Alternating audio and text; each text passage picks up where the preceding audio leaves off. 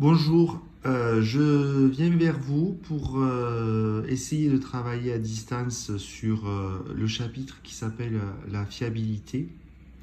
Alors voilà mon idée, c'est de faire ce chapitre de manière la plus simple possible par vidéo. Et puis ce qui correspondrait aux journées de jeudi, faire des révisions en prévision du CCF. Voilà. Et puis, suivant comment vous vous sentez sur la fiabilité, peut-être inclure un exercice simple sur ce chapitre. Alors, ce chapitre, il est vraiment intéressant pour vous parce qu'il permet de savoir si on doit entretenir un matériel ou pas en termes de maintenance. Et pour commencer, je pense que vous l'avez déjà fait, mais on va réviser les statistiques à deux variables. Alors, je vais vous montrer à la calculatrice ce qu'il faudrait faire, ce qu'il faut savoir faire. Alors, vous m'écoutez, vous essayez de retenir ce que je fais, et puis vous essayerez, une fois que la vidéo est terminée, de le refaire de votre côté. Voilà, si je regarde l'exercice 18, bon, on peut lire le premier paragraphe. L'étude du coût de maintenance annuel d'une installation de chauffage dans un immeuble de bureau en fonction de l'âge de l'installation a donné les résultats suivants. Alors, vous voyez que sur l'axe des abscisses, il y aura les années et sur l'axe des ordonnées, Y, il y aura le coût. Bon, on regarde bien les unités. Et la première question, c'est représenter le nuage de points. Alors, je vais sur ma calculatrice et je vais commencer à rentrer les informations. Donc, je vais dans statistiques. Première étape, il faut effacer les listes pour avoir deux listes propres. Voilà. Ça, vous savez le faire. Voilà. Une fois que j'ai nettoyé ces deux listes, quand je reviens dans statistiques éditées, je vais essayer d'aller très doucement. Dans la première colonne, je rentre la première ligne qui correspond aux abscisses. 1, 2, 3, 4, 5, 6.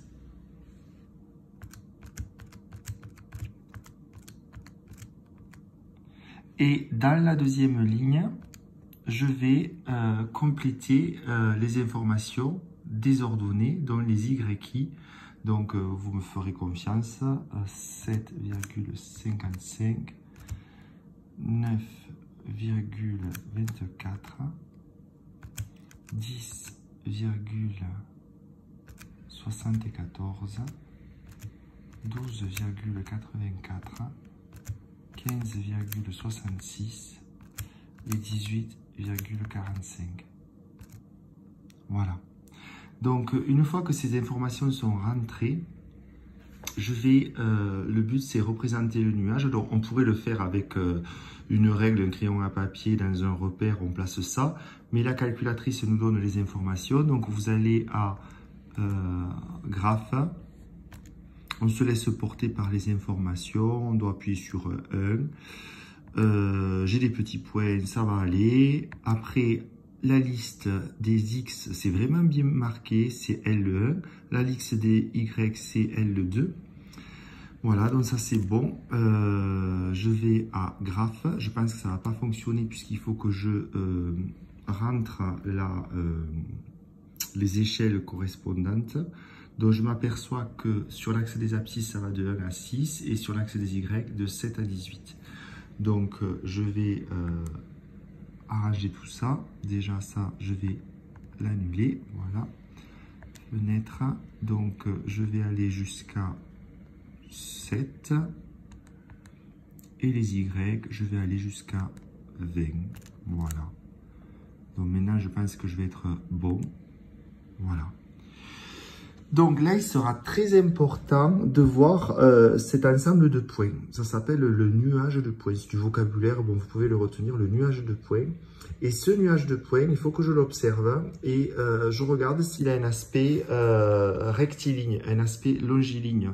Bon, ils ne sont pas forcément alignés, mais s'ils sont presque alignés, je dis bien presque, ça veut dire qu'il y a une corrélation entre les X et les Y. Ça veut dire que quand je regarde le tableau, on peut dire simplement que plus les années augmentent, plus le coût d'entretien, c'était un chauffage je crois, va être de plus important. Ça veut dire que une fois qu'on aura tracé ce nuage de points, si cet aspect rectiligne s'avère, on peut dire qu'il y a une corrélation entre les X et les Y.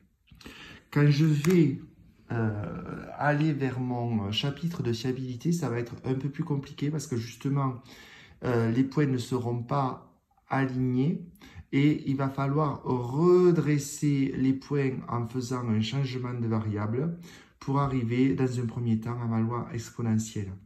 Donc, je vous demande de bien photographier le tableau et d'essayer de le refaire. Voilà. Donc là, je vais vous montrer aussi. Alors attendez 2 secondes. Fichier 25. Voilà.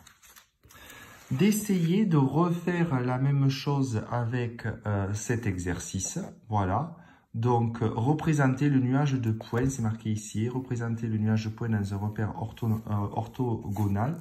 Donc, ce que je souhaite que vous fassiez, c'est le faire à la calculatrice.